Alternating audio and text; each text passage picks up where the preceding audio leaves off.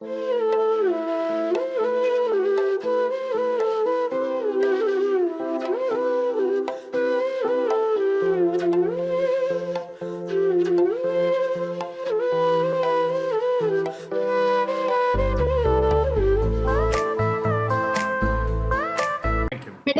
cures diseases, but only doctors can cure patients. To guide us on topic diabetes, a physician's perspective, we have a renowned personality with us and the first speaker of the day, Dr. Prasanna Kumar HR. And the panelists for this session are Dr. Balakrishna Acharya sir and Dr. Mahima ma'am.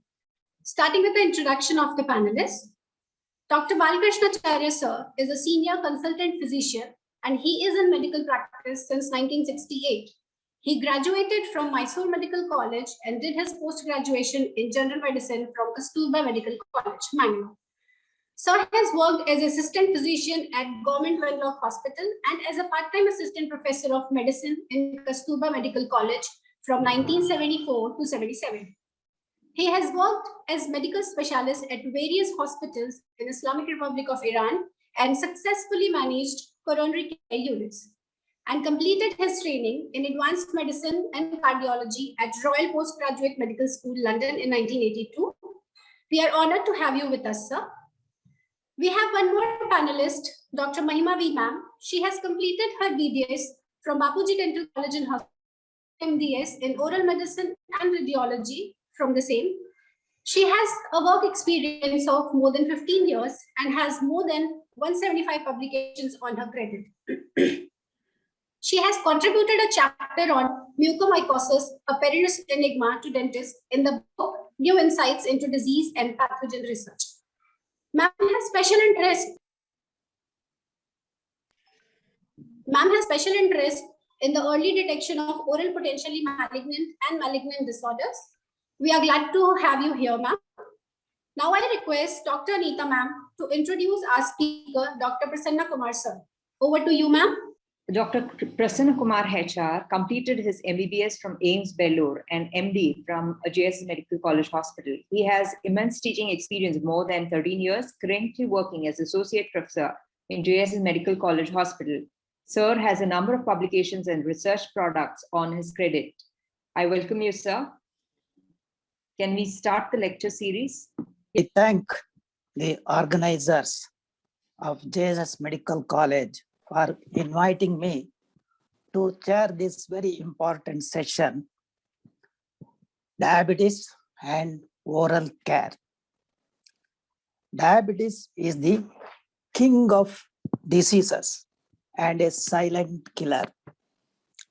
How to go about control diabetes? The landmark invention was done exactly 100 years back by producing insulin at University of Toronto by Dr. Frederick G. Banting, his assistant John Charles Best and John McLeod. This is a very important weapon to kill the diabetes. The oral care, there is a lot of infection inside. It may be chronic inflammatory disorders like periodontitis, which may be most important contributing factor. If you halt the periodontitis, you will have better health and good control of diabetes. The chronic inflammatory process gives a chain reactions contributing pro and anti-inflammatory factors. Inflammation is needed to resolve the local injury to the tissue by healing. At the same time, it may produce excess of antibodies and apoptosis may occur in faraway places like islets of Langerhans, destroying beta cells in a vulnerable individual with phenotypic and genetic predilection. If you control the diabetes timely, the complication will be avoided, where dental surgeons, physicians, and diabetologists contribute a lot. As already told, chronic periodontitis is the sixth complication of diabetes mellitus, apart from cardiovascular disease, retinopathy, nephropathy, diabetic vasculopathy, and peripheral neuropathies. Controlling diabetes by just medication is not sufficient. We have to intervene with proper anti-diabetic agents and control the diabetes by three ways. That is tight control, loose control, and moderate control. In tight control, we aim fasting blood sugar should be 110 milligram per deciliter, postprandial 140 milligram. HbA1c is 6.4. Loose control, fasting 140 to 150, postprandial 200 milligram. Moderate control is in between. I always advise all my patients to have tight control. Once you achieve this, the antioxidant, that is glycolysed or oxidized glucose, which is in the stream of blood and endangers the end organ tissues like kidneys and other things. The precipitating factors in chronic infection orally, as I just mentioned, periodontitis, the biofilm at the teeth plaque is very important, which will have different varieties of bacteria, and it may disseminate while clenching the teeth or during some procedures which may dissipate to the general system. In addition, chlamydial infection, candidias are very common if you don't control the diabetes. So, with this preliminary remarks, I request Dr. Prasanna Kumar to give his deliberation on physician's perspective. Meanwhile, I am extremely thankful to Dr. Anita for having invited me to chair this important session. And it is a tribute to the people who invented insulin a century ago. I thank you, one and all. Over to Dr. Prasanna Kumar. Thank you, sir. Yeah, good morning to everybody. At the outset, I would like to thank the entire team of SIG Special Interest Group on diabetes and oral care, headed by Dr. S. Ravindra, Principal of JSS Dental College, and the group leader, Dr. Anita Subappa, who has taken a lot of effort and pain in organizing this particular webinar. At the same time, I would also like to thank our principal, Dr. H. Basavanagadappa, for including me into this SIG. Okay, so before wasting time, we'll move on to our topic. So that is diabetes, a physician's perspective. As you all know, diabetes mellitus is a common disorder which we see very often in our clinical practice. It's a very big topic and a vast topic. So I'll try to minimize as much as possible. So I'll be talking for another 40 to 45 minutes. So keeping the audience, majority are dental faculty and dental practitioners. So moving on to my talk. So in my talk, will be covering the review of anatomy, introduction, epidemiology, classification of diabetes mellitus, and what are the diagnostic criteria what we follow in the diagnosis of diabetes mellitus, and the complications related to diabetes mellitus, and the management treatment of diabetes mellitus, and patient education, very important thing. So that is also being covered in my talk. Okay, coming to the anatomy and physiology, as you all know, pancreas is the organ which produces insulin. So impairment of the function in the pancreatic gland, so it leads to diabetes mellitus. So pancreas is a narrow 6-inch long gland that lies posterior and inferior to stomach on the left side of the abdominal cavity. It extends laterally and superiorly across the abdomen from the curve of duodenum to spleen. It has got 3 parts: the head, body, and the tail. So what is the function of pancreas? So it has got dual function. One is endocrine function and exocrine function. So the endocrine function of pancreas is to produce the hormones. Okay, there are 4 hormones which are produced by different cells in the pancreas, endocrine cells. The alpha cells produces glucagon, the beta cells produces insulin, the delta cells produces somatostatin, and the gamma cells secrete pancreatic polypeptide. So these are all the hormones which are produced by the endocrine cells in the pancreas. So this is the picture showing the islets of Langerhans. So you can see the islets of Langerhans, the purple colored shadows over here. So major hormones produced by pancreas are insulin by the beta cells and glucagon by alpha cells.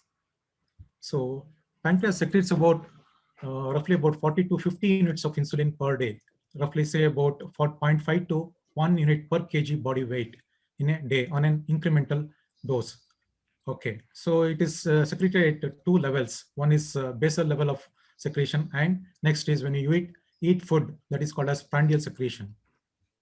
Okay, so it starts as early as within 10 minutes after eating food, the secretion of insulin takes place. So this is the graphical representation of how the insulin is secreted in our body. There will be some small amount of insulin secreted in our body, that is called as basal insulin, throughout the day to meet the metabolic needs of the body or cells. Okay, whenever the person eat food, whenever he takes breakfast or lunch, the spike goes up. Okay, there will be surplus surge of insulin into the circulation to control the glucose load which has entered into the circulation. So this is one more picture showing how the insulin secretion happens in our body. The green color one is a basal insulin, which will be always which is there always in our body to maintain the normal metabolic activity. So when you eat food, this is the yellow hump. So you can see here. So in a normal individual, it just rises and comes down as the glucose level comes down over 2 to 3 hours after taking food. So what is the main function of the insulin? So insulin promotes the glucose transport from the bloodstream across the cell membrane to the cytoplasm of the cell. So that is, it pushes the glucose, circulating glucose into the cells for the metabolic activity. It stimulates the storage of glucose in the form of glycogen in the liver and muscles. So it also inhibits the gluconeogenesis. That means whenever person is under starvation, the glucose stored in the form of glycogen in the liver will get disintegrated into glucose. Okay, glycogen breaks down into glucose. That is called as gluconeogenesis. So that will be inhibited by insulin. The 2 major role. One is pushing the glucose into the circulating glucose into the cells for the metabolic activity, and the other one is to push the glucose which is there in the circulation or to form the glycogen in the liver and store it for the next days. Okay, so it enhances the fat deposition in adipose tissues. It increases the protein synthesis. So there are some counter-regulatory hormones: glucagon, adrenaline, growth hormone, and cortisol. They work against or oppose the effect of insulin. So insulin try to reduce the glucose level in the body. Okay, so but glucagon, adrenaline, growth hormone, so these try to enhance the glucose level in the circulation. That is, they are going to cause hyperglycemia. So that's why they're called as counter-regulatory hormones. So pancreas has also got exocrine function, like it secretes pancreatic juice, so that contains many digestive enzymes, fecal elastase or pancreatic elastase enzyme. So these enzymes will be secreted by the exocrine glands, which are present in the pancreas. So they help for the breakdown of carbohydrates, protein, and lipid, which are there in the food. So mainly they act for the digestive purpose. The digestive enzymes include trypsin, chymotrypsin, pancreatic lipase, and pancreatic amylase. So they are all produced and secreted by the acinar cells of the exocrine pancreas. Specific cells lining pancreatic ducts called centroacinar cells secrete bicarbonate and salt-rich solution into the small intestine. So this is the picture how the acinar cells look like. This is the acinar cell. So all the enzymes which are produced by the acinar cells will be poured into the pancreatic duct. From the pancreatic duct, it enters into the duodenum. So where the food products are there, so it gets, so this juice will be helpful for the digestion of the food which is ingested. So this is again the picture showing the Langerhans cells and the acinar cells. So both will pour their secretion into the pancreatic duct. So coming to introduction about diabetes mellitus, as you all know, diabetes mellitus is a chronic metabolic disorder characterized by hyperglycemia, secondary to impaired insulin production or impaired utilization of the secreted insulin, or both. Remember this point. So it is a metabolic disorder characterized by impaired insulin production. Insulin production is there, but it's not up to the point. Okay, only the required amount is not secreted or not produced by the pancreas. Other one is normally the insulin production is normal. The amount of insulin produced is normal, but it is not getting utilized by the peripheral tissues like muscles and the liver. Okay, so because the target cells, the insulin receptors in the muscles and the liver, they don't recognize the circulating insulin. Okay, that's the reason, in spite of pancreas producing sufficient insulin, patient will be having hyperglycemia. So it results in the hyperglycemic state called as diabetes mellitus. Okay, so it is caused by complex interaction of the genetics and environmental factors. So coming to epidemiology, so in 2020, according to the International Diabetes Federation, so 463 million people have diabetes in the world, and 88 million people in the Southeast Asia region. Okay, out of this 88 million people in the Southeast Asia region, 77 million belong to India. Look at the statistics here. So 77 million people belong to India. The prevalence of diabetes in the population is 8.9%, almost going to be doubled by 2045, according to Indian Diabetic Federation, International Diabetic Federation, sorry. So India is the second most affected next to China. Okay, India stands next to China in the number of diabetic patients. Okay, 1 in 6 people, that is 70% in the world with diabetes, is from India. Coming to classification, so the diabetes is classified into type 1 diabetes, type 2 diabetes, gestational diabetes, and other diabetes secondary to other causes. Okay, so this is how the diabetes is classified. Okay, so type 1, type 2, gestation diabetes, and other types, neonatal diabetes, and maturity and onset diabetes in young. So before moving on to the pre-diabetes and diabetes, let us know what are the normal values, normal blood sugar levels to consider that person is having normal blood sugar. So normal fasting blood sugar should be less than 100. Okay, fasting means, so person should not take food, any food item in the past 8 hours. That is called as fasting state. So if the fasting blood sugar is more than, if it is less than 100, then it's considered as normal. And postprandial, that is after 2 hours of eating food, if the postprandial blood glucose level is less than 140, then he is considered to be having normal blood sugar. Okay, so this is the normal recommendations, guidelines given by the IDF. Okay, so coming to HbA1c, the normal it should be less than 5.7. So that is the normal values. Okay, coming to pre-diabetes. So as the name suggests, it is before the overt diabetes. So pre-diabetes. So if FPG, fasting blood glucose is more than 100 and less than 125 fasting, then it is called as the pre-diabetic. Or if the 2 hours postprandial glucose is more than 140 and less than 200, between 140 to 199 postprandial, it is called as impaired glucose tolerance. Okay, between 100 to 125 fasting, it is called as impaired fasting glucose. Okay, and HbA1c between 5.7 to 6.4. So it is considered as the patient is in pre-diabetic state. So these are the recommendations. Okay, coming to diagnosis of diabetes mellitus. How do you diagnose? If HbA1c is more than 6.5, or if fasting plasma glucose is more than 126, or if 2 hours plus plasma glucose is more than 200, or if you take the random blood sugar at any point of the time, if his random blood glucose level is more than 200 on the first occasion, then he is considered as having diabetes mellitus. So these are all the diagnostic values for making a diagnosis of diabetes mellitus. So moving on to the types of diabetes mellitus, the type 1 diabetic mellitus. So it was formerly known as juvenile onset diabetes mellitus or insulin dependent diabetes mellitus. Now these words are taken out. Okay, only we call it as type 1 diabetes mellitus.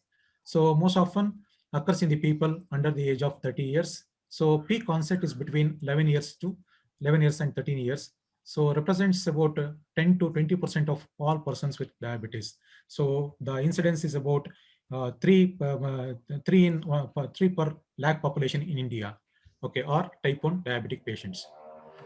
Okay, what are the causes for the type 1 occurrence of type 1 diabetes? The progressive destruction of pancreatic beta cells due to an autoimmune process in susceptible people, leading to absolute insulin deficiency. So there will be autoantibodies against our own beta cells. So it causes reduction of the 80 to 90% of the normal beta cell function before the hyperglycemia ensues and other manifestations occur. It is thought that combined genetic, immunologic, and possibly environmental factors contribute to the beta cell destruction. So coming to genetic factor, it plays an important role in the occurrence of the type 1 diabetes mellitus. It is generally accepted that genetic susceptibility is an underlying factor in the development of type 1 diabetes. People do not inherit type 1 diabetes itself. Rather, they inherit a genetic predisposition or tendency towards development of type 1 diabetes mellitus. Okay, this genetic tendency has been found in people with certain HLA, alpha 1, HLA alpha 1, 4. So these are all the antigens. They have defect in these genes. So one proposal is that reduced exposure to microorganisms in early childhood limits the maturation of the immune system and increases the susceptibility to autoimmune disease. Okay, that is called as hygiene hypothesis. We've seen the kids playing on the road in the olden days. So they used to have good development of immune system. Okay, because they will be exposed to a lot of viruses, a lot of bacteria while they're playing on the roadside or in the ground. Okay, nowadays we keep our children or inside the home giving tablets or giving the mobile phone or computers, and we don't allow the kids to play outside. So that hampers the maturity of the immune system in our body. So that is one hypothesis. So that is called as hygiene hypothesis, which is postulated for the towards the development of type 1 diabetes mellitus. Of course, stress may precipitate type 1 diabetes by stimulating the secretion of counter-regulatory hormones and possibly by modulating the immune activity. So whenever we are under stress, definitely the counter-regulatory hormones like cortisol, the growth hormone, all those things are secreted in excess. So they increase the glucose level in the body. The dietary factors may also play an important role in the development in the occurrence of type 1 diabetes. So early introduction to cow's milk and cereals is also one of the factor which can give rise to type 1 diabetes in the later part of that individual, the person. Various nitrosamines found in the smoked and cured meats have been proposed as potentially diabetogenic toxins. Okay, smoked food. Okay, and indoor smoking of family members also contributes for the occurrence of type 1 diabetes mellitus. So coming to the symptomatology of type 1 diabetes, they will have excessive thirst, then blurred vision. So in the infants, they will have frequent bedwetting. It will be there, but it is worsened. The frequent urination will be there. Lack of energy or fatigue or easy fatigability. The constant hunger and sudden loss of weight. These are all some of the symptoms of type 1 diabetes mellitus. So coming to clinical picture, clinical features. So they'll have the classical symptoms of polyuria, polydipsia, and polyphagia. So what is polyuria? It is because of osmotic diuresis secondary to hyperglycemia. A lot of glucose is there in the circulation, which is not getting utilized by the cells. So it causes osmotic diuresis. That's the reason one can have polyuria or excessive urination in hyperglycemic state, that is type 1 diabetes mellitus, or in type 2 diabetes mellitus also. So coming to polydipsia or excessive thirst, it's a response to the hyperosmolar state or cellular dehydration. The cells do not have glucose. So it will be outside the glucose will be present outside the cells. So there will be cellular dehydration. So this is because of osmotic effect. They will have polydipsia or excessive thirst. Then they will have fatigue and weakness, may be caused by muscle from the catabolic state of insulin deficiency or hypolemia and hypokalemia. You will have extreme hunger and unintended weight loss. Muscle cramps is also one of the symptom of type 1 diabetes mellitus. Blurred vision, glucose and its metabolites cause osmotic swelling of the lens. There will be swelling of the lens. So in hyperglycemic state, so it alters the normal focal length. So that's the reason they will have the visual disturbances. Okay, so feeling numbness or tingling of the feet. Okay, so how do we diagnose? So it is the age. Age plays an important role. That is the thing which is going to differentiate whether the person is having type 1 diabetes mellitus or type 2 diabetes mellitus to some extent. So before the age of 30, the incidence is 12 to 14 cases per 1,000 people younger than 20 years, and 1 case per 500 people younger than 16 years. Okay, so we have to do the blood test to ask for the fasting blood glucose. If it is more than 126 fasting, so then that means he is having hyperglycemic state. Okay, and HbA1c is more than 6.5, and random blood sugar level, if it is more than 200, then he is having the hyperglycemic state.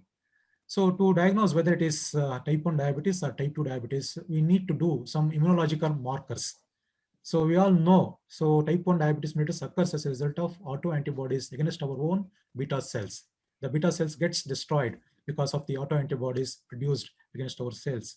Okay, so islet cell autoantibodies are a composite of several different antibodies directed at pancreatic islet molecules such as glutamic acid, decarboxylase, and so this is the antibody GAD antibodies you have to measure. So if GAD antibodies are higher, then it tells us that so patient is having type 1 diabetes. Okay, and you have to measure the fasting insulin level. Fasting insulin level will be low. Okay, lower than the normal insulin level. Okay, so because the beta cells are not producing insulin, that's the reason fasting insulin level will come down. So you can also ask for islet cell antibody 512 and islet antibody 2, all those things as a marker of autoimmune process of type 1 diabetes mellitus. So testing for ICS can be useful in classifying the type of diabetes mellitus as type 1 and in identifying non-diabetic individuals at risk for developing type 1 diabetes mellitus. Whom do you subject for these markers? So one is to detect whether person is having type 1 diabetes or not. Other is to the risk person, risk individuals who are at risk. That means if his father is type 1 diabetic or his mother is type 1 diabetic, then if you want to know what is the status of this kid who is an adolescent, so if you want to categorize whether patient is going to develop type 1 diabetes in future, so we can do this antibodies test, and if these antibodies are found, we can use some treatment to prevent or delay the occurrence of type 1 diabetes mellitus in that particular individual. So we can also measure C-peptide level. C-peptide level will be reduced. So it is the peptide, polypeptide, which is produced along with insulin. So since beta cells are not producing insulin, so C-peptide level also will also come down in type 1 diabetes mellitus. Of course, you have to measure the urine ketone bodies. Ketone bodies will be more because of catabolic activity in the body. So you can detect the ketone bodies in the urine. Okay, how do we treat? So insulin therapy. So insulin is the only treatment for the management of type 1 diabetes mellitus. None of the other drugs, oral drugs or OHS, do not work in the management of diabetes mellitus because insulin itself is deficient. Okay, or sometimes there will be absolute deficiency of insulin. That's the reason we have to replace the insulin by giving the external source. Okay, so there are different types of insulin therapy. That is rapid acting insulin. So rapid acting insulin is used as a bolus dosage. Okay, so whenever the patient is taking food, we have to meet the insulin demand. Okay, because there is a surge of blood sugar after eating food within 15 to 30 minutes. So I have to give the insulin. Insulin should be there in the circulation to bring down the hyperglycemia which has occurred after taking food. So that is the rapid acting insulin we need to give. That is called as bolus dosage. Okay, so example for bolus insulin are Lispro. They are all analogs, insulin analogs, Lispro, Aspart, glulysin, and all those things are insulin analogs are rapid acting insulin. It almost matches the insulin secreted in the normal individual. That's the reason we choose this particular insulin. Okay, short acting insulin, it takes little extra time to get into the circulation. That is, it takes about 30 minutes after giving the injection. So it acts after 30 minutes after injection. Okay, so for examples are regular insulin, human insulin, or human actropid. So they're all examples for regular short acting insulin. The third variety is intermediate acting insulin. The action onsets within 1 to 2 hours with a peak action of 4 to 10 hours. So the example is NPH, the neutral protamine hagedon. So it's an intermediate acting. So if you want to cover up the glucose level hyperglycemia, the post meal, okay, so you need to give this intermediate acting insulin. Okay, next is long acting insulin. It is usually given around bedtime. So action onset is roughly about 1 to 2 hours. So it takes time. So first 2 hours there will not be any insulin if you give insulin, this type of insulin, in the beginning itself. Okay, so that's the reason we have to give it after food. Okay, so we have to combine the insulin. Okay, so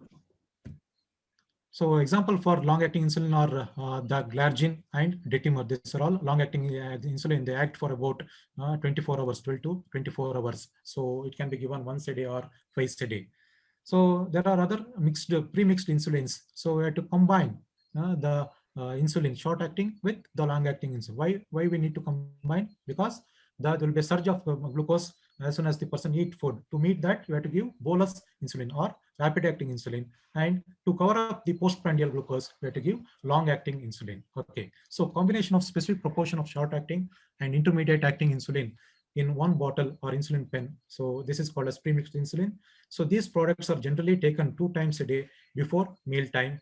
So action onset is 30 minutes to 4 hours with sustained action ranging for 12 to 24 hours. So we can give sustained presence of insulin in the circulation by giving premixed insulin. Example for premixed insulin are human insulin 30/70. That means 30% of insulin will be the bolus insulin and 70% will be basal insulin or long-acting insulin.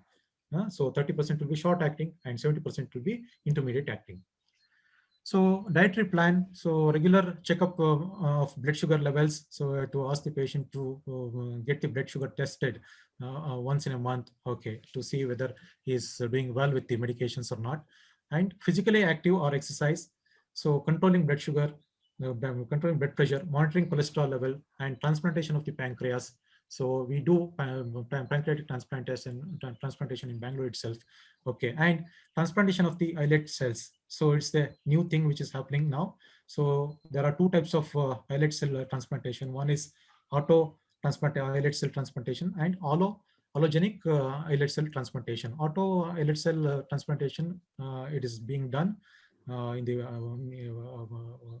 it is being done nowadays, but the allogenic islet cell transplantation is under research. So what they do is they take out the islet cells from the donor and they just inject it into the portal vein. So these islet cells will get deposited in the liver and they start producing the insulin. So this has to be done after total pancreatectomy. So pancreatectomy should be done. So pancreas has to be taken out because it is a useful thing, a useless thing because it is not producing any insulin. Then we have to give the islet cell transplantation. So how do we prevent? So I told you in beginning, so the tests are done to differentiate whether the patient is having type 1 diabetes or or the person is at risk to develop the type 1 diabetes in future. So there are some drugs which can be used to prevent or delay the occurrence of type 1 diabetes mellitus who are at risk. So they are all monoclonal antibodies like teplizumab, otulizumab. So they have shown evidence of preserving insulin production in a newly diagnosed type 1 diabetes patients. And diet breastfeeding decreases the risk of development of occurrence of type 1 diabetes later in the life. So giving children 2000 international unit of vitamin D during their first year of life is associated with reduced risk of type 1 diabetes mellitus through the causal relationship though the causal relationship is obscure. So these are some of the drugs which can be tried to prevent or delay the occurrence of type 1 diabetes mellitus in a risk individual. So that's all about type 1 diabetes mellitus. So next, moving on to type 2 diabetes mellitus. So it was previously referred to as non-insulin dependent diabetes mellitus or adult onset diabetes mellitus. Now these two words were taken away because so most of the patients with type 2 diabetes in the next part of their life, definitely they require some amount of insulin as a part of treatment because there will be beta cell exhaustion. I'll tell you why patient requires insulin in the later part of their diabetic life. Okay, so that's the reason. So non-insulin dependent diabetes mellitus, that word has been taken out. Okay, so type 2 diabetes mellitus is more complex condition than type 1 diabetes, as there is a combination of resistance to the actions of insulin in liver and muscle together with impaired pancreatic beta cell function leading to relative insulin deficiency. So there are two physiological changes happens here. One is the secreted insulin will not be recognized by the cells or the target cells like muscles and the liver. They do not recognize the circulating level insulin. So though the insulin level is sufficient, so it will not be recognized. That will lead on to the occurrence of hyperglycemia. And the other one is over a period of time, patient will have impaired pancreatic beta cell function leading to relative insulin deficiency. So insulin resistance appears to come first in type 2 diabetes mellitus and leads to elevated insulin secretion in order to maintain the normal blood glucose level. So when insulin is not recognized by the receptor cells, insulin receptors which are there in the muscle and the liver, what happens? The pancreas tries to produce more and more insulin, thinking that there is no insulin at all in the circulation. So the pancreas gets exhausted over a period of time, which leads to beta cell failure. That's the reason over a period of time, type 2 diabetic patients will have the impaired or reduced production of insulin from the beta cells of the pancreas. So few words about insulin resistance. It refers to decreased tissue sensitivity to insulin. Normally, insulin binds to specific receptors on cell surfaces and initiates a series of reactions involved in the glucose metabolism. So in type 2 diabetes, these intracellular reactions are diminished, thus rendering insulin less effective at stimulating the glucose uptake by these tissues and at regulating the glucose release by the liver. So this is the thing. So a few words about impaired pancreatic beta cell function. Again, insulin secretion and sensitivity are interrelated. As I told you earlier, in type 2 diabetes, insulin secretion initially increases in response to insulin resistance to maintain the normal glucose tolerance. Initially, the insulin secretory defect is mild and selectively involves glucose-stimulated insulin secretion. The response to other non-glucose secretagogues such as arginine is preserved. So eventually, the insulin secretory defect progresses to a state of grossly inadequate insulin secretion, leading on to the occurrence of type 2 diabetes mellitus and beta cell failure. So this is about pathophysiology of the type 2 diabetes mellitus. So coming to risk factors for type 2 diabetes mellitus, the family history of diabetes plays an important role in the development of type 2 diabetes in the children. Okay, so that is the parent or the sibling with type 2 diabetes mellitus. If both parents are having type 2 diabetes, then the risk approaches to 40% in that particular individual. And next is obesity, BMI more than 25. So is found to be one of the risk factors for the occurrence of type 2 diabetes. The habitual physical inactivity. So person who is not doing active work, so he is at risk to develop type 2 diabetes mellitus. And of course, the race and ethnicity also plays an important role in the occurrence of diabetes mellitus. So history of GDM or delivery of the baby of more than 4 kgs. Okay, so it is also one of the risk factor. Hypertension, blood pressure more than 140/90. So that's the reason we commonly see patient who is a known hypertensive will develop diabetes. It's over a period of time. In next 2 or 3 years, he'll be coming with high blood sugar levels. So hypertension is one of the risk factor. So uncontrolled hypertension. So HDL cholesterol level, so less than 35 is also one of the risk factor, or triglyceride level, so more than 250. So all these things comes under a category of metabolic syndrome or metabolic syndrome X. Okay, so polycystic ovarian syndrome and history of vascular disease, so vasculitis and all those things. Because of vasculitis, there will be decreased blood supply to the pancreas, and pancreatic cells do not function properly, resulting in hyperglycemia. So this is about the type 2 diabetes. So coming to the treatment of type 2 diabetes mellitus, so type 2 diabetes management should begin with medical nutrition therapy. So of course, the first treatment for any diabetic patient is the diet management. An exercise regimen to increase the insulin sensitivity and promote weight loss should also be instituted. So diet and exercise is the first thing to be instituted in a patient with diabetes mellitus. The pharmacologic approaches to the management of type 2 diabetes mellitus include oral glucose lowering agent, insulin, and other agents that improve the glucose control. The type 2 diabetes mellitus is progressive disorder, so requires multiple therapeutic agents and often insulin. So this is the chart showing how to manage the patient with type 2 diabetes mellitus. So we have to have three major aim here. So one is the glycemic control. So glycemic control is important thing. Next is to treat the associated conditions or comorbidity diseases. Next is to screen or to manage the complication related to diabetes mellitus. So first is maintaining the glycemic control. How you are going to eat? It is by asking the patient to do the diet and the lifestyle changes, modifications, then exercise, then medications. With all these three, we can manage or control the blood sugar level. Next is treating the associated conditions like dyslipidemia. They tend to have dyslipidemia, that means deranged lipid profile. Next is hypertension, managing obesity and coronary heart disease. The third aim is to manage the complications. So diabetes can cause microvascular and macrovascular complications. So those things has to be taken care in the management of type 2 diabetes mellitus. So we follow stepwise approach in the management of type 2 diabetes mellitus. What is this stepwise approach? The first is diet and exercise. First and foremost things. So this will be advised in the stage of pre-diabetes. When person is detected to be pre-diabetic, we'll advise the diet and exercise.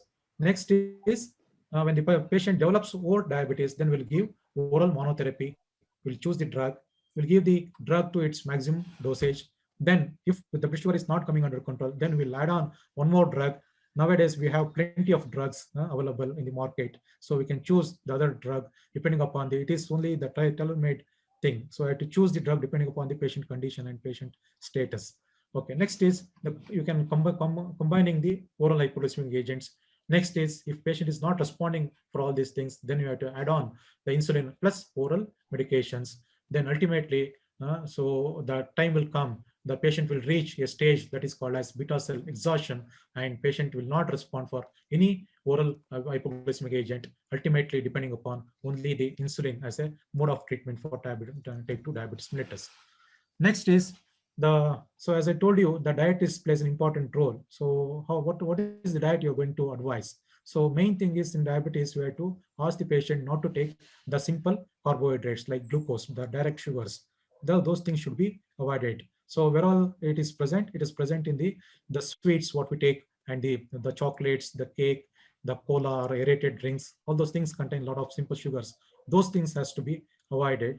And so there is one entity called as the glycemic index. What is this? This is an important thing. The glycemic index, depending upon the glycemic index of one particular drug, we tell the patient to take this particular food or not to take. Okay, so glycemic index represents the magnitude of the increase in blood glucose that occurs after ingestion of the food. So when you take food, how fast the glucose reaches in the circulation, that is called as glycemic index.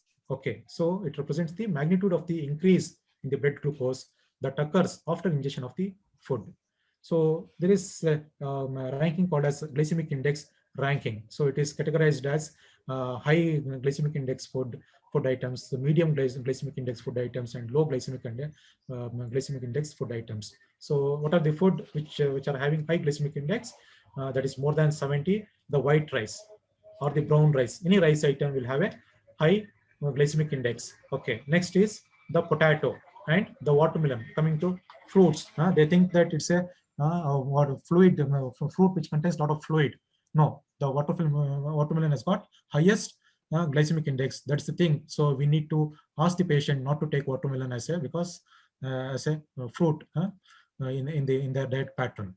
Okay, so there are some medium glycemic index food. They are sweet corn, banana, then ice cream, certain type of ice cream. So those are the food items which are having medium glycemic index.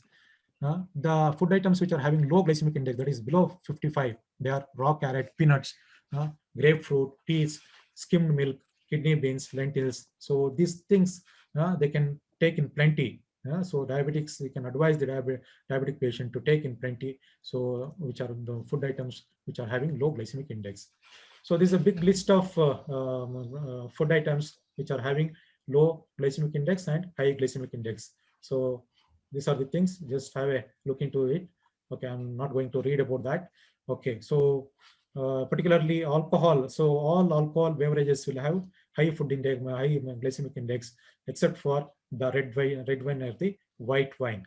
Okay, so we need to ask the patient to take the food item which contains low glycemic index, like green leafy vegetables, nuts, and the oats and all those things, or fiber-rich diet. Okay, so we follow this diet pyramid in the diet chart given to the diabetic patients. So this is the thing. The sweets, we cannot deny the sweets to a person who is having diabetes mellitus, because when you start telling you have to avoid sweet for your rest of your life, then it feels we'll be depressed. Okay, so he can take sweet once in a week, but not too much, one piece of sweet, just to taste it, that's all. Next is twice per week, you can take poultry items and deep seawater fish, and daily he can take the egg and low glycemic index food items, so or vegetables, green leafy vegetables, nuts, and all those things. These are the items which he can take on a daily basis. Okay, so coming to the drugs, after the diet advice, we should move on to the drugs, oral hypoglycemic agents. Okay, these are different group of drugs. Nowadays, we have plenty of drugs in the market. Probably in the olden days when the Acharya Sir has started practice, so he must be having very minimal number of drugs. Now we have plenty of drugs. We can choose any number of drugs, and we can give a better control of diabetes in our practice. Okay, so these are some of the drugs: insulin secretagogues, insulin sensitizers, alpha glucosidase inhibitors, dipeptidyl DPP4 inhibitors. So in the insulin secretagogues, sulfonylureas and meglitide are considered as insulin secretagogues. Insulin sensitizers are biguanides and thiazolidinediones. So this is the big list of drugs available for the management of diabetes.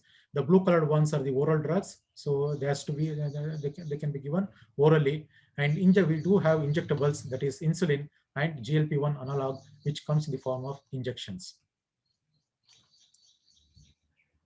So moving on to the drugs, the group of drugs and the mechanism of action and the common side effect of that particular drug.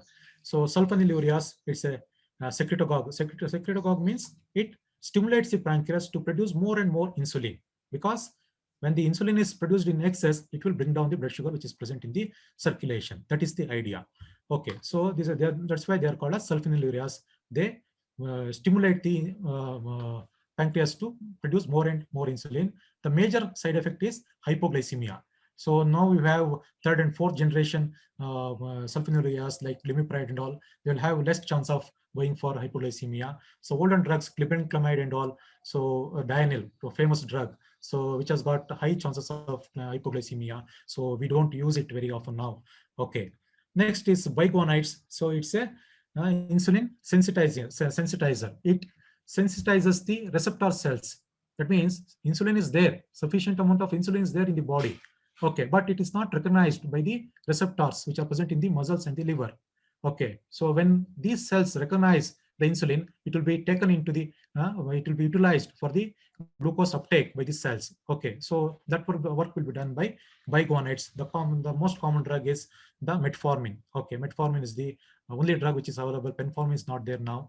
Okay, the major common side effect by using metformin is it can cause dyspeptic symptoms like nausea, diarrhea. Diarrhea is most few people do develop diarrhea as a common problem secondary to metformin. Okay, so after starting metformin of about 6 months to 1 year, patient will come with diarrhea. If you investigate for diarrhea, nothing will be there. Okay, so no infection, nothing will be there. The moment you stop metformin, the diarrhea subsides. So that is the side effect what we can have with metformin.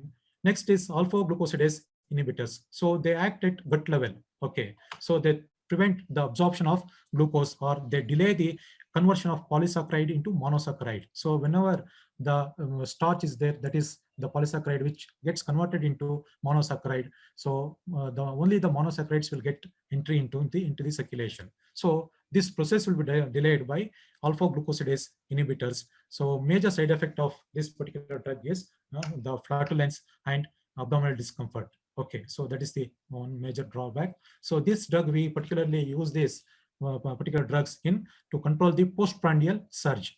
Suppose in a patient who is having the fasting blood glucose of 120 or 125, but postprandial will be 300, 400. They keep asking, I've taken only 2 idlis in the morning, but my blood sugar after food has gone up by more than 200, 300. What is the reason? So in that cases, we have to give this particular drug, alpha glucosidase inhibitors. So this will reduce the absorption of the food from the gut and bring down the postprandial blood glucose level.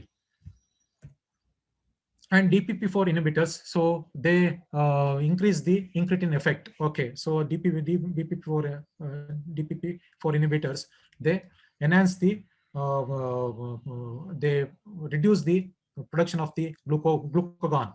Okay, so it's a counter-regulatory hormone. By reducing the production of the glucagon, it will indirectly increase the production of the insulin. That is the idea behind it. Okay, that is the action of DPP4 inhibitors. It reduces the action of production of glucagon. Thereby, it will increase the counter-regulatory hormone of glucagon, that is insulin. Insulin level will go up, and when the insulin level goes up, it brings down the blood sugar level. So next is this DPP4 inhibitors. It can cause the headache. Sometimes it can lead on to pancreatitis. That's the reason sitagliptin was the first drug in this particular group, that is DPP4 inhibitors. So it can cause pancreatitis in some set of patients. Next is meglitinides. Meglitinide is non-sulfonylurea secretagogue. It is also a secretagogue. Secretagogue means it stimulates the pancreas to produce more and more insulin. Okay, so it is ripaglinide. Again, the ripaglinide can be used as a drug, so it can cause hypoglycemia as a major side effect. Okay, next is thiazolidine diones. This is one more category of hypoglycemia, oral hypoglycemic agent. So presently we have only pioglitazone. So that is it's a insulin sensitizer. It is just like metformin. It sensitizes the insulin receptors which are present in the muscle and liver, and it will make use of the circulating insulin for the metabolic activity. So major side effect of this particular pioglitazone is pedal edema. So one can have pedal edema. And that's the reason we just try to avoid. It's a relative contraindication in a patient who is having cardiac failure. Okay, next is amylin mimetic. So amylin is a amino acid peptide which is released along with, which is produced along with insulin. Okay, so this is also a drug which can be tried in the management of diabetes mellitus. Okay, and incretin mimetics, that is GLP-1 analogs, GLP-1 analogs. So GLP-1 analogs, they reduce or decrease the production of glucagon, thereby indirectly increasing the production of insulin. Okay, so they come in the form of injections. The common injections available are Victoza and all. Okay, so this is again the categorization what I told earlier. Secretagogues means sulfonylureas and meglitinides. Insulin sensitizers are metformin or and the pioglitazone. So next is the intestinal absorption modifying drugs, that is alpha glucosidase inhibitors.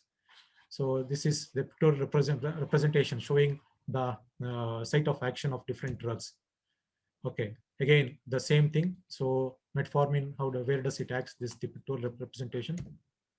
Okay, so what are the absolute contraindication for oral hypoglycemic agents? So when we don't give OHAs for the management of, for controlling the blood sugar level in case of pregnancy, because most of the drugs can cause teratogenicity in a pregnant lady. So, and that's the reason we don't give the oral hypoglycemic agent in pregnant lady, and during lactation also, and during surgery if somebody is posted for surgery or in infections. So why we choose insulin in these settings is we can have a better control. We can control the blood sugar level.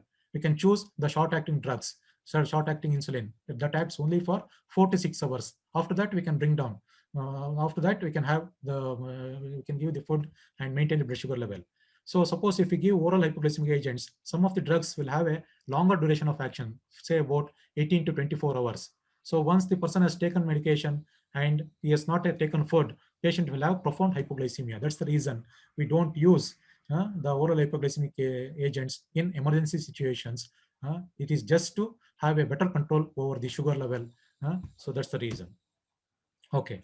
Of course, insulin therapy. So this insulin treatment, insulin I have told in the management of type 1 diabetes mellitus itself. Okay, insulin you can start. Okay, if patient is not responding for oral hypoglycemic drugs, even after combining the 2 or 3 drugs, if he's not responding, then you can go for insulin therapy. Okay, so this is the drug. These are the drugs we can use pre-mixed insulin like regular insulin and intermediate insulin to have the constant presence of insulin in the circulation.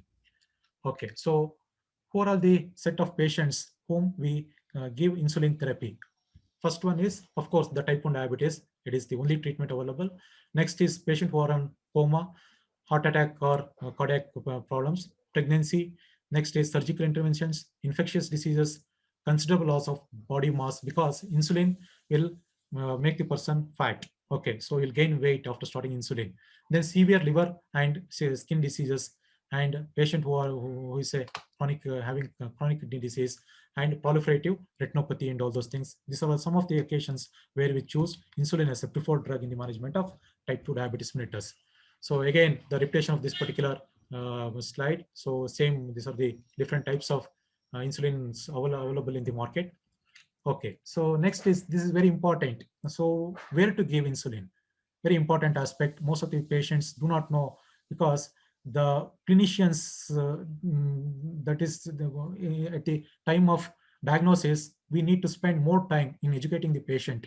Okay, so that's the reason. So otherwise, patient will have the erratic sugar levels because of poor knowledge in insulin intake, in insulin injections. So these are all some of the sites where we can advise the patient to give insulin. So this is 1 centimeter around the umbilicus. Leaving that area, you can give anywhere in the anterior abdominal wall. Okay. Next is you can advise the patient to take in the lateral aspect of the thighs. These are the areas you can choose. So just tell the patient not to give the injection in a single site. He has to choose a different areas. Okay. So, and there are some things, there are some reasons for painful injections. The thing is, you can use 1 needle for 3 to 4 injections. That's all, 3 to 4 times. Afterwards, you have to discard that needle. Otherwise, that needle will be blunt and while piercing the needle, so patient will feel pain. That's the reason. That is one of the reason for painful injections. Okay, so that has to be taken care. So these are some of the areas for insulin. Okay, so can we prevent type 2 diabetes mellitus? Yes, of course. By doing lifestyle modifications and starting some pharmacologic agents, we can prevent or delay to some extent the onset of type 2 diabetes mellitus. So weight loss of 7% of body weight and increasing physical activity at least 30 minutes per day for at least 150 minutes per week, not giving a gap of more than 2 days is the minimal exercise one has to follow to prevent the occurrence or to delay the occurrence of type 2 diabetes mellitus. So this is this guidelines has been given in the diabetes prevention program. Okay. So this is about type 2 diabetes mellitus. So next type is just gestational type 2 gestational diabetes mellitus.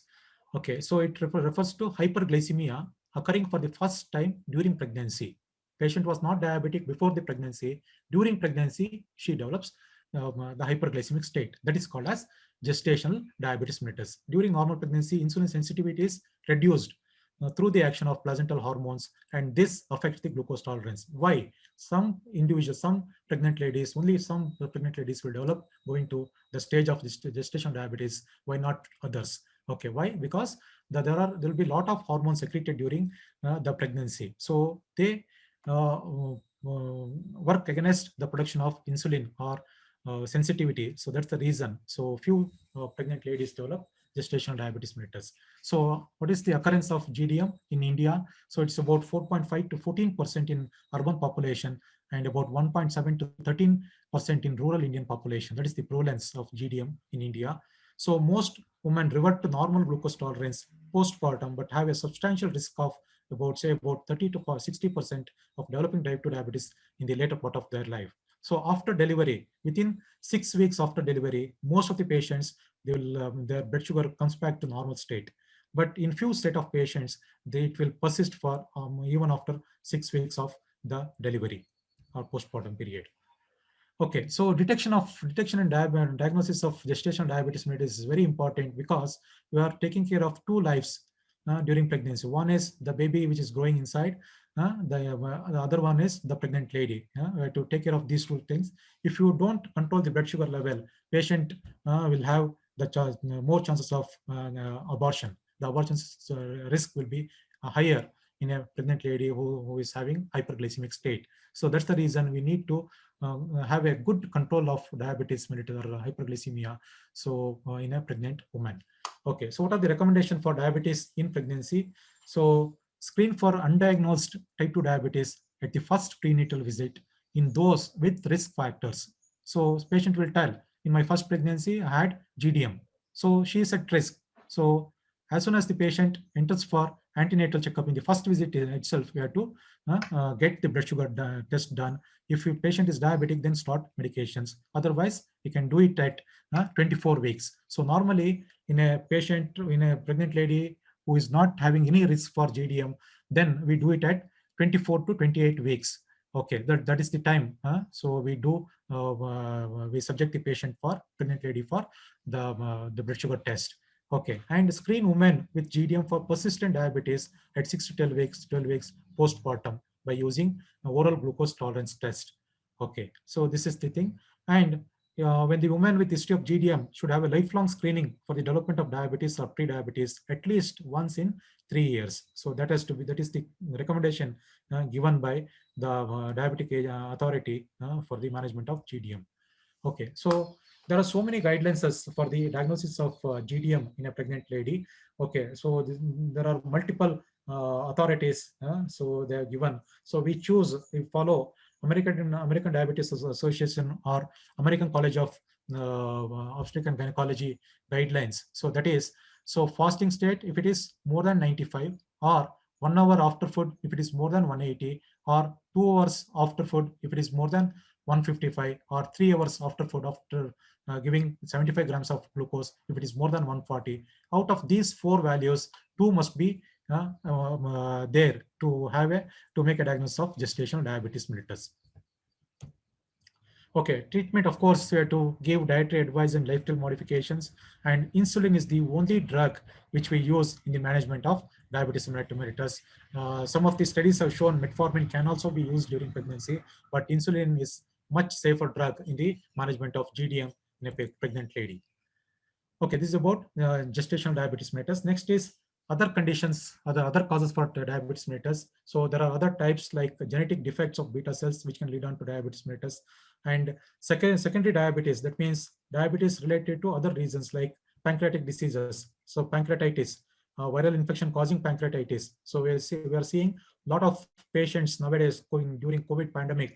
Though those patients who are normal all these days after COVID infection or corona infection. So after in their second week of their discharge, they notice that blood sugar is going up. So most of the viruses target pancreas, and cause pancreatitis, which will destroy all the cells or endocrine cells which are present in the pancreas, leading on to the hyperglycemic state or diabetes mellitus. And excess endogenous production of the hormonal antagonists of insulin. There are some hormones like what I mentioned, growth hormone in acromegaly. So they increase the blood sugar level, thereby causing diabetes mellitus. And catecholamines, thyrotoxicosis, all those things can cause the hyperglycemia. So drug-induced type 2 diabetes mellitus, that is corticosteroids and diuretics, all these things can cause diabetes in a person. Of course, I told viral infections. Next is uncommon forms of immune-mediated diabetes can also be there. Okay, so before going to the complication of diabetes, there are other two entities which I particularly not mentioning. So they are called as LADA and MODY. Okay, what is LADA? LADA, latent autoimmune diabetes of adults, and MODY is maturity onset diabetes in young. So LADA is the later version of type 1 diabetes mellitus. It always so it will be coming. So we all know type 1 diabetes mellitus. It's a disease of the children. Okay, whereas the LADA, it comes in the adolescent or in the second decade or the third decade. So they will have all features suggestive of type 1 diabetes mellitus. That's the reason it is the next stage of type 1 diabetes, whereas MODY is the early stage of type 2 diabetes. Okay, type 2 diabetes mellitus means we expect the hyperglycemia in the fourth decade or the fifth decade. But in some set of individuals, so it comes early in the second decade itself, but they respond very well into the to the oral hyperglycemic agents. Okay, so that is a few words about MODY and LADA. Okay, moving on to the complications. Okay, so hypoglycemia is the most common complication. When you say hypoglycemia, if the blood sugar level is less than 40, patient will develop all sorts of hypoglycemic symptoms. Okay, so what is the reason? It could be because of excess of oral hypoglycemic agents or excessive exercise. Okay, so clinical manifestation of hypoglycemia, they are in two categories. One is adrenergic symptoms and CNS symptoms. So in mild hypoglycemia, they will have all adrenergic symptoms like sweating, tremor, tachycardia, palpitation, nervousness, increased hunger. So these things will come. Okay, so that is the adrenergic symptom. In moderate hypoglycemia, the patient will not be able to concentrate. They will have headache, lightheadedness, confusion, memory lapses, so slurred speech. So these are all things so which we should make the patient aware about all these symptoms. Okay, because it's very important. Hypoglycemia carries the highest risk of cardiovascular event. So that's the reason. So a patient, at any cost, we try at most to prevent the occurrence of hypoglycemia in all diabetic individuals. Okay, in severe hypoglycemia, one can have seizures. So patient will come with seizures. So when you look into the blood sugar level, the blood sugar will be very high.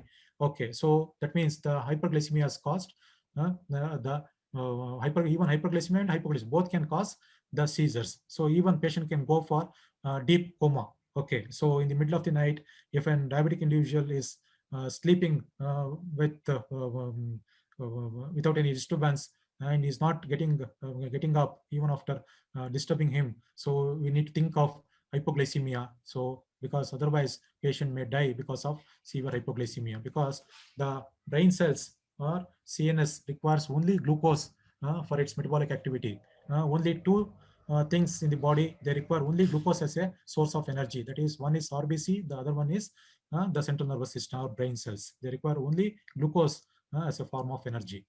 Okay, so management of hypoglycemia. So of course, if patient is in mild hypoglycemia, we need to give the food items which contains a lot of simple sugars like sweets or sugar water and all those things. So if patient has gone into the next stage, moderate to severe hypoglycemia, then we have to give the injectables like the 5% dextrose or 10% dextrose infusion and bring back the blood sugar level.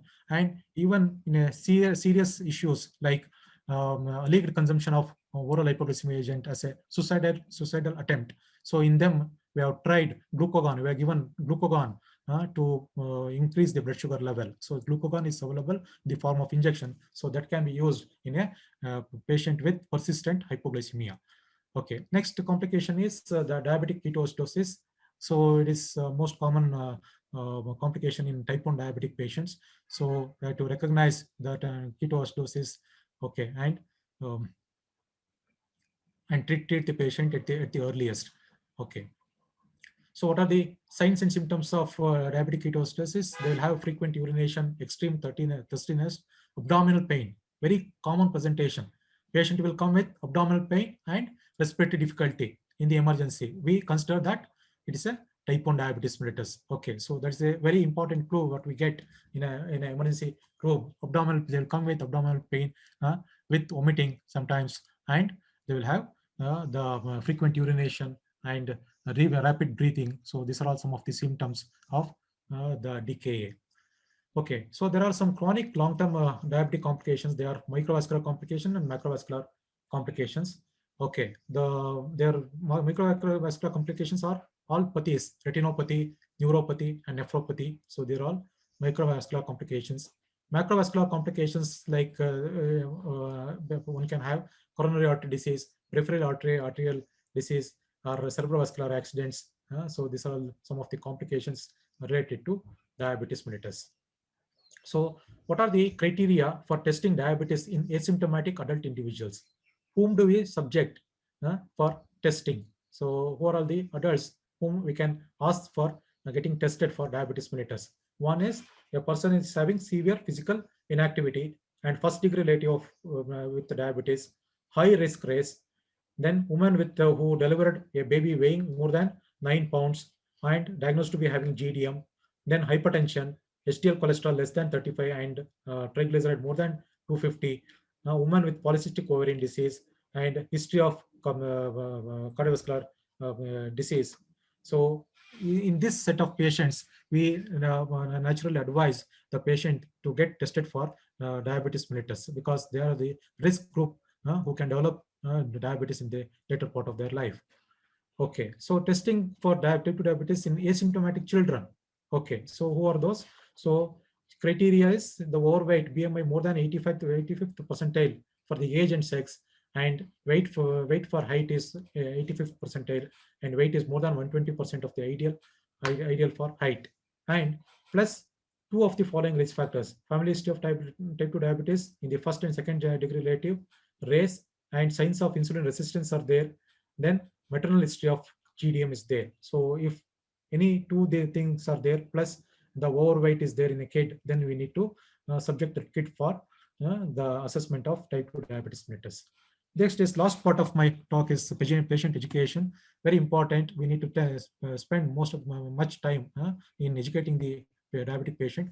So self-monitoring of blood glucose level, patient must know how to check his blood sugar level. Now the small machines are available which can give you the blood glucose level within 5 seconds. Okay, so in olden days they used to check the urine by heating the urine. So when it's tested, they used to do. Nowadays we have a small glucometers by which they can detect, know. So what is their blood sugar level? Okay, so they should be able to check the urine ketone bodies, particularly type 1 diabetic mellitus. The strips are available. They can just check it because most of the time they don't have the major symptoms, but they'll be having ketosis. Okay, so that's the reason they should be educated to how to look for urine ketone monitoring. Next is insulin administration. So how to take insulin, what are the sites to be injected, and how to when to change the needle, and those things you need to guide. Okay, so guidelines for the diabetes management during illness. Okay, management of hypoglycemia. Important thing is foot and skin care. So they always should have a look into their feet, particularly after 5 years of their diabetic life. So there will be diabetic neuropathy. So because of that, they don't have any sensation in the foot. They can have some injury in the or cuts in the foot while walking or doing some sort of activities. So that may lead on to bacterial infection. So they should have a look into the foot and skin. Very important. That is the education you have to give for the patient as part of the diabetic management. Okay, so this is the nutrition therapy. I'm not going in detail about that. So this is the recommendation, nutrition recommendation for adults with diabetes mellitus. Fat, how much of fat they should take? 22 to 35% of total caloric intake should contain fat as a diet. Okay, next is carbohydrates. The amount of carbohydrates in their daily food is about 45 to 65% of total caloric intake. Next is protein, about 10 to 35%. Okay, so and apart from this, then they should be advised to take a lot of fiber.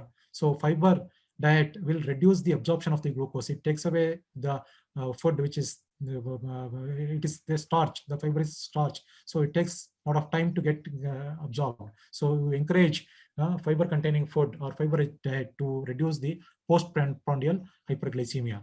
Okay, and non-nutrient sweeteners, of course, we don't use it because of their carcinogenic agent. Particularly when we diagnose the patient is having diabetes, they start asking, can I add small amount of sugar, small amount of jaggery? They think that jaggery is not a not from the not going to cause diabetes mellitus. So they ask for jaggery, can I take? So no, jaggery and sugar both are coming from the sugar cane, is it not? Okay, so we should advise them advise not to take all those things. Of course, exercise is a very important thing. What is the exercise they should do? They should do brisk walking. What do you mean by brisk walking? They should cover at least 1 kilometer in 10 minutes, at least 3 kilometers in a day for at least 5 days in a week, just like software engineers. Okay, they should do it for 5 days in a week. It's enough for a diabetic patient or a patient or a person who wants to prevent or delay the occurrence of diabetes. They need to follow this exercise. Otherwise, if person is not having the facility to do walking and all, they can do aerobics at home. So these things we can advise as a part of diabetic treatment. Okay, so guidelines for ongoing medical care. So self-monitoring on individualized frequency, HbA1c testing once in 2 to 3 months. So patient education about diabetes management, annually we should do it. Medical nutrition therapy and education, annually we have to do it. Eye examination and dental examination, annually we have to do it. Then foot examination, so they have to do daily better, otherwise 1 or 2 times in a week. Okay, so screening for diabetic nephropathy has to be done, blood pressure measurement quarterly. So these are all the recommendations. So to prevent the other comorbid diseases or to detect the complications related to diabetes mellitus. So to conclude, the effective lifestyle modifications, including counseling on weight loss or adoption of healthy dietary pattern together with physical activity, are the cornerstone in the prevention of diabetes mellitus. Therefore, emphasis has to be given to promote the healthier lifestyle and adherence and compliance to lifestyle modification, especially for high-risk individuals. Okay, so thank you. Those are my talk. Thank you, sir. Thank you. Yeah. So it was a great learning experience, starting from the etiology, pathogenesis, symptoms, treatment, and many more things. You have covered in very detail. Over to you, panelists, for discussion. And we have few questions in our question and answer section too. Yeah, hello. Thank you, Prasanna sir, for that very comprehensive and crisp overview of diabetes mellitus. That is a physician's perspective. I think you covered all of the aspects, as Shipra rightly said. And more importantly, to conclude, you said that lifestyle modifications are very important. Yes, it is usually said that genetics loads the gun, but lifestyle pulls the trigger. So lifestyle modifications are very important. I agree with that. And from an oral physician's point of view, sir, yes. As reiterated by our panelists again and again, periodontal disease is considered as the 6th sign of diabetes mellitus. So I think it is imperative for referring the patients, any patient with a periodontal disease, to a diabetic checkup, and vice versa. Any patient with periodontal disease should be checked for blood sugar, and the physicians have to refer the patients back to us. So it's a sort of an interdisciplinary approach. And it is also said that periodontal treatment helps in the good glycemic control of the diabetic patient, and vice versa again. So I think we should go hand in hand, the physicians and the dentists, and we don't exist without the other. I think that is the takeaway message from this. And before we go to the questions from the audience, I have one small question, sir. Yes, ma'am. So you spoke about the insulin resistance. Yes, ma'am. So how do we recognize, do they also cause some signs and symptoms, or how do we recognize insulin resistance, and how do we manage it? Is it required to give them medications, or only lifestyle changes are important? Can you throw some light on that, sir? Yes, insulin resistance, it's part of metabolic syndrome. Okay, so metabolic syndrome means the patient will be having higher triglyceride, hypertriglyceridemia, that is more than 250, and HDL is less than 35, and his BP is more than 140 by 90, and person is having the hyperpigmented patches over the nape of the neck. Okay, so these are all some of the points to be noted. So that the person is going to develop insulin resistance. So these are the markers of insulin resistance. So, and if patient is having these factors, then he needs to get tested for the blood sugar level. So in future, definitely, if they don't follow the strict diet and the exercise what we advise for diabetic patients, they are going to develop hyperglycemia within a span of 6 months or 1 year. So that's the thing. So they need to, first is obesity has to be avoided, to have a proper control of diabetes, hypertension, and to avoid the fatty meal. Okay, to bring down, to have a good diet, we should not increase the lipid profile, or it should not cause dyslipidemia, particularly the triglyceride level. So we do see hypertriglyceridemia in a person who take a lot of alcohol. So alcohol so should be minimized.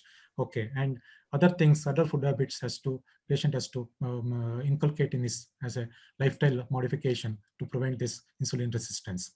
Okay, so that's the thing. Yes, sir. Thank you, sir. So is there any role for supplements like alpha lipoic acid in the management of insulin resistance? Yeah, there are some studies saying that this will prevent the insulin resistance. Whatever the said and done, the exercise is the thing which makes the cells to sensitize the circulating insulin. Exactly, sir. Correct. So that is the most effective treatment for the management of insulin resistance. Okay, so one has to do exercise, minimum exercise for 30 minutes. Simple walking is enough to manage insulin resistance, because that will sensitize the cells. Most of the insulin receptors are there in the muscles.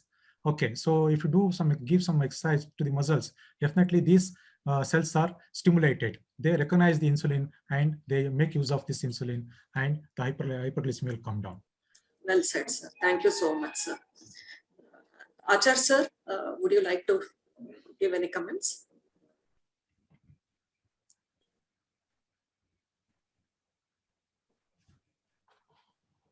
Any questions from the audience? Yes, sir, there are questions.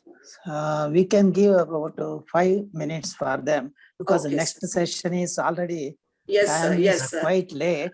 Agree, However, sir. before conclusion, I just want to suggest our dental faculty people, most of this time physicians refer them all their diabetic patients for dental care once in 6 months. In addition to that, any procedures like cardiovascular diseases, CABG, PCI, and organ transplanted patients, some chronic disorders like kidney failure, malignancy, renal failure, I usually send for a dental checkup and also dental care every 6 months. That is my usual protocol. That is fantastic, sir. I think everybody should follow that.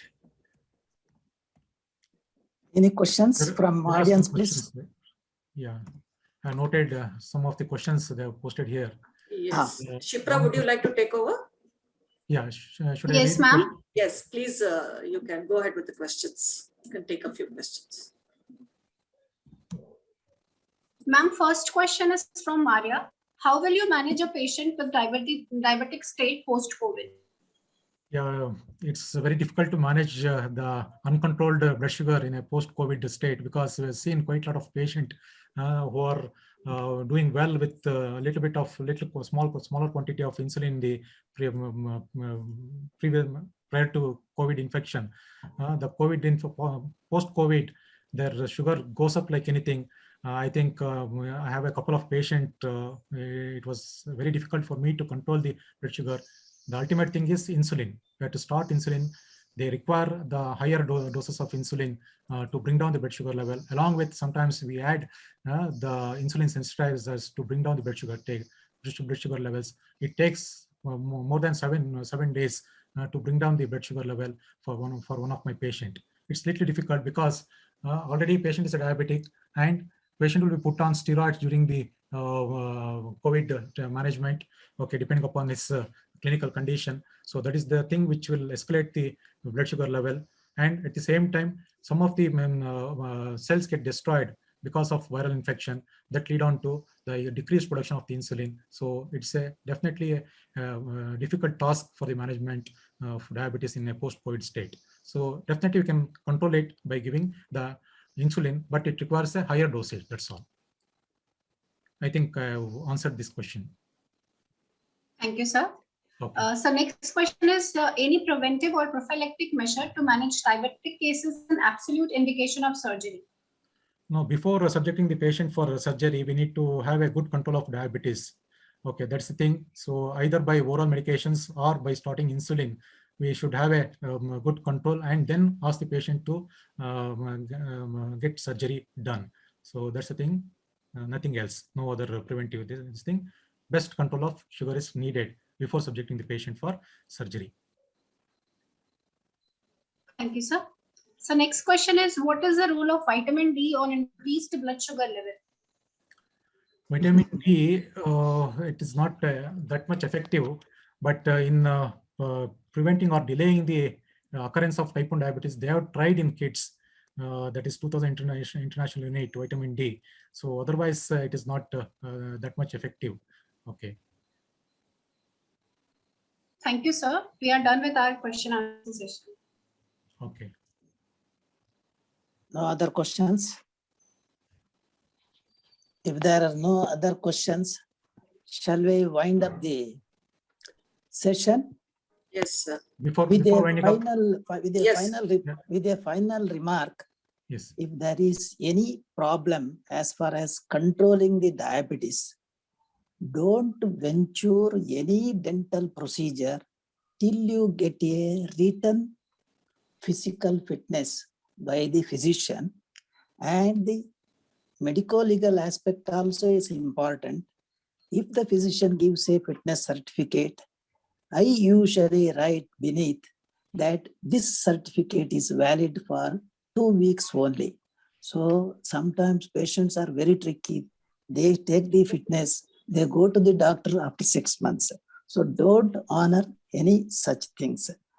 And of course, any complications, nephropathy, diabetic, first and foremost thing is you better refer to the physicians or diabetologists. That's true. If we have any problem, we judge it and then we will refer to you for dental scaling and other important minor procedures or major procedures. Thank you. And use of the antibiotics should be very selective. Sometimes I see some nephrotoxic medications are also given, which is not advised. So most of the time you dental faculty, they give amoxicillin or azithromycin. That's sometimes the infection is very severe. Prefer even for the antibiotic selection, a physician is better. Of late, I have come across in my practice complications related to iatrogenic origin. It may be excess use of antibiotics or steroids and such other things. So we are at your call whenever it is needed.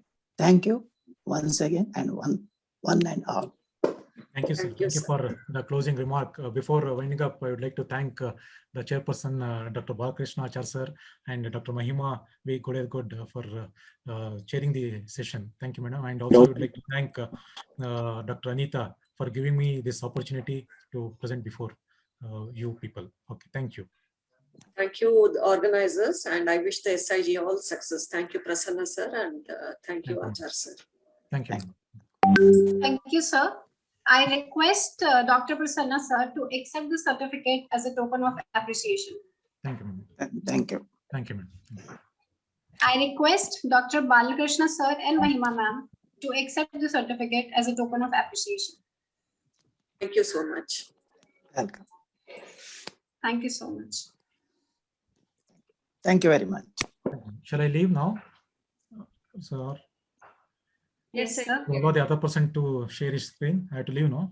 No, Yeah. not necessarily, sir. Okay, okay. You can continue, Sir. sir. You can continue being in the session. Okay, okay, madam. Okay. He's my son, Dr. Prasanna Kumar. Okay, okay, sir. I had Next, just Dr. saw the- Aniruddha Acharya. Yeah, sir. I saw the name Acharya. Yeah. I wanted to ask you. Oh, I see. Okay.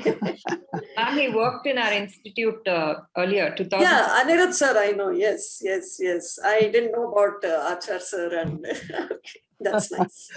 The That's other nice. son is Dr. Ashit, Ashit Acharya. Acharya. Oh, yes, first sir. forensic dentist. So Yes, I have a sir. lot of connection with the dental faculty Yes, ever sir. since my children became dental doctors. Awesome, sir. Thank you. Thank you, sir. Now we'll be taking 15 minutes break. I request all of you to rejoin for the next session of the day, which will be on the topic oral immunological aspects of diabetes by Dr. Aniruddha B. Acharya, sir. Thank you.